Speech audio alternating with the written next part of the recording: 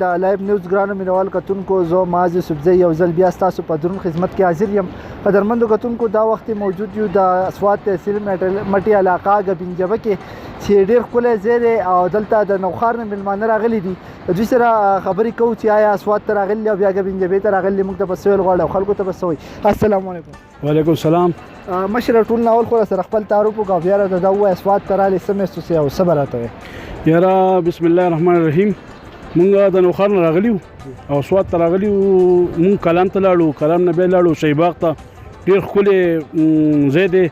همداسې ستاسو یوټیوبر یو ملګری و د هغه ویډیو مونږ کتلی و، دی په وساطت سره مونږ هغلته لاړو او ډېر زیات متاثر. دلته اوس ګبینجبې ته راغلو نو لا ختلي خو نه یو، خو لکه باران دی ډېر نو خلک وایي چې لکه باران لږې لار خرابه ده نو مونږ لږ صبر کوو. ګبینجبه څنګه ښکاره شوه د کالام یا د نور په سیاحتي مقامات په نسبت ګبینجبه څنګه ده؟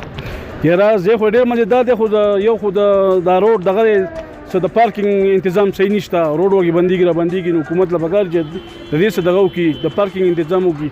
نور خو بس ښایسته ځای دی او ټولو پاکستان خلکو له پکار دي، بر خلکو له پکار دي چې راځي چې دلته ټوریزم مونږ سپورټ کوو چې دا مخکې لاړ شي زموږ ټوریزم. ګرانو کتونکو دلته راسره د نوښار نور ملګري هم موجود دي، سره هم خبرې کوو. السلام علیکم. وعلیکم السلام. څنګه یې جی؟ تابعدار. صحت ښه دی؟ دلوي الله لوی کرم. څه پیغام به خلکو ته ورکوئ چې راشي او د ګبینجبې د ښایسته نظارونه ویزټ وکړي او د دې نه خوند او رنګ واخلي؟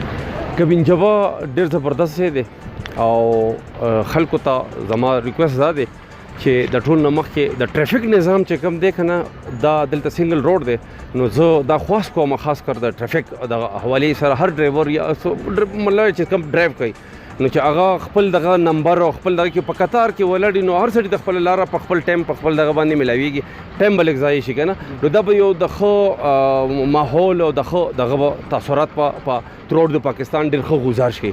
او بل حکومت ته دا خواست دی چې مونږ شاهي باغ ته تللي وو خو د هغې ډېر خراب دی نو که په هغې باندې څه دغه شي او ګبینجبه نور هم دغه کول غواړي لږ ډیولپمنټ دلته کې ریسارټس جوړول غواړي، داسې ریسټ هاوسز جوړول غواړي لکه موسم اکثر دلته کې داسې نو دلته د ناستې پاستې یا د هوټلینګ خو یو دا ورکوټې هوټل دی نو داسې چې لږ دې دغه ورکي پریفرنس.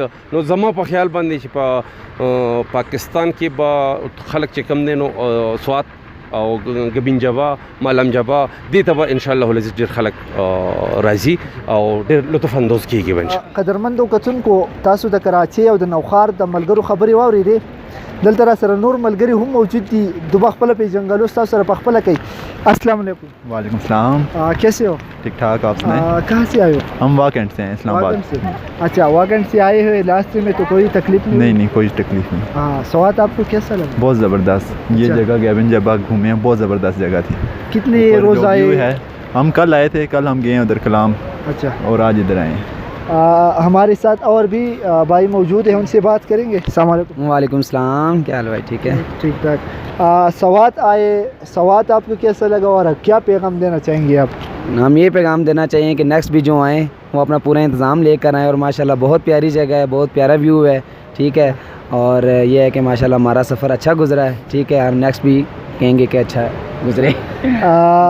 आपको पठान कैसे लगे और सवात के लोग कैसे लगे आपको? हाँ, स्पेशली ये कि यार यहाँ के लोग बहुत अच्छे हैं, मेहमान नवाज हैं और हमारे साथ काफ़ी कोऑपरेटिव है और माशाल्लाह इलाका भी बहुत प्यारा है, पूरा सवात ही बहुत प्यारा है और ख़ास तौर पे ये गिबंजबा बहुत प्यारी जगह है. गिबंजबा कलाम वगैरह गए हो कैसे? हम गए हैं, कल मोहम्मद लेक गए हैं ऊपर, वहाँ पे बहुत अच्छी जगह थी और आज यहाँ पे आए हैं, ये भी काफ़ी खूबसूरत जगह है. टॉप पर गए हो? टॉप पे गए हैं. अच्छा, तो यहाँ से मुतमईन हुए ना? बहुत खुश हुए हैं जी, काफ़ी इंजॉय किया. हमारा कंपनी का टूर था तो काफ़ी लोग आए हैं, अभी लोग ऊपर हैं काफ़ी, हम नीचे आए हैं, बारिश हुई है तो कपड़े शपड़े चेंज करें. और सियाहों को क्या पैगाम देना चाहेंगे कि स्वात आए और ख़ास करके गिबंजबा? पैगाम यही है कि सब लोग आएँ, टूरिज़म को ज़्यादा यहाँ पे मिले, अहमियत मिले और बाकी यही है कि खुश रहें सब.